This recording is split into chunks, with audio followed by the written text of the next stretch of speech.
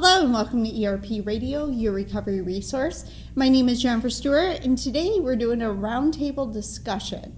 So going around, I'm going to introduce Ben, my great co-host. Hey, Ben. Hey, Jen. How are you doing? Good. Our producer, Tommy, is here to join us. What's going on, guys?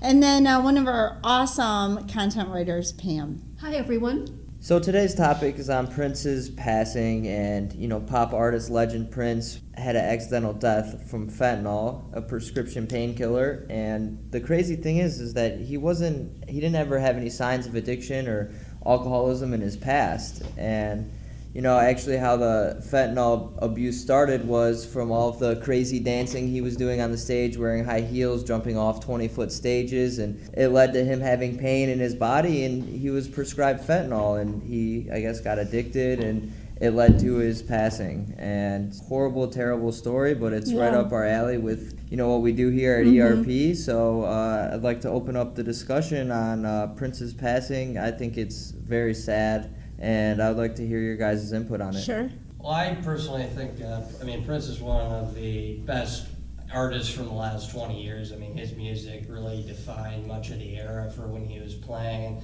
For me, coming up, I got introduced to his music through the Batman 1989 movie with Michael Keaton. So I remember when the Joker was dancing around, played by Jack Nicholson, that when they started playing his music, it really brought to me the sounds and vibrations of his music. What else do you guys think? Oh, he was I feel, compared to you, Tommy, I feel pretty old, because I remember listening to Prince in the mid-'80s, and sneaking listening to his albums because your parents wouldn't let you listen to the albums much. Definitely. And I just know, listening to him, following him, he just had such a clean, private reputation. So I think this is just a shocker and I don't even think the study showed that he was addicted. No, see, the thing is that I'm reading something here, and it says anybody who knew Prince, anybody who was associated with Prince would tell you that the guy wasn't walking around drugged up. I don't know if he was clean, but I don't know if he wasn't dirty for sure. He was, walking around normally like everyone else, and I guess the pain got too high, and maybe he just took too high of a dosage, and it's such a lethal chemical that, it could have happened to anyone. It was actually an addiction specialist was on their way to help him. I don't know whether it was a matter of minutes or hours, but addiction specialist that was highly trained, Claire Waisman, she was on her way to treat Prince before he passed, and it's just terrible because so sad. Because he clearly, looked for help. So right.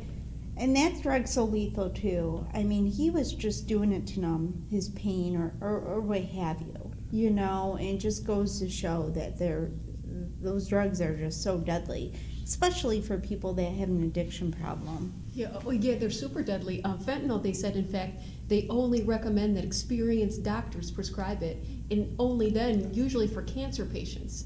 So you can see how powerful that is because it's such limited use they recommend it for. Right. Well, Prince was, an athlete in high school, a huge performer on stage. Everybody remembers when he was dancing around in high heels, and this is what caused this initial pain for the fentanyl abuse. But, studies haven't came out yet whether it was prescribed by a doctor or taken illegally. Right. Something to think about. I think Prince is a legend, and he definitely doesn't deserve any negative press. It should come out in a positive light that, he was seeking help. Like, he wanted this help from this opiate addiction that he had, and it just didn't come in time. Yeah, what's interesting about Prince, too, to kind of piggyback off that, was he was actually a religious man. He was a part of the Jehovah's Witnesses. He joined in 2001.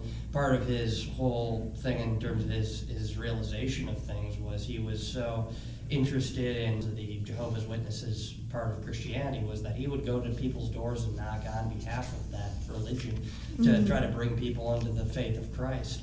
And so he really was, I tend to think that because Jehovah's Witnesses do not accept certain things in terms of, alcohol and stuff like that or drugs like that he was really very much focused on trying to avoid that. And these deaths happen all the time, and just because it was Prince, it got such a high media, content and traffic towards websites and everything. but regular people die all the time from this, and it's just usually mourned by their families, so it's kind of, I mean, I never want to say death is a good thing, but so unfortunately he's added to this list of people who have died from substance abuse, including Elvis Presley, Michael Jackson, and recently actor Philip Seymour Hoffman. And it's just like ordinary people die from these addictive substances every day, and we just hear about these famous people that like when everyone remembers when Michael Jackson dies, people are probably going to remember when Prince passed, but these regular people just get mourned by their family. And maybe, I never want to say death is a good thing, but maybe it's going to bring light to how severe addiction can be. Oh yeah, definitely. So if you know anyone who's suffering from opiate addiction, please feel free to give us a call. We have counselors on site 24/7 that will answer any of your questions.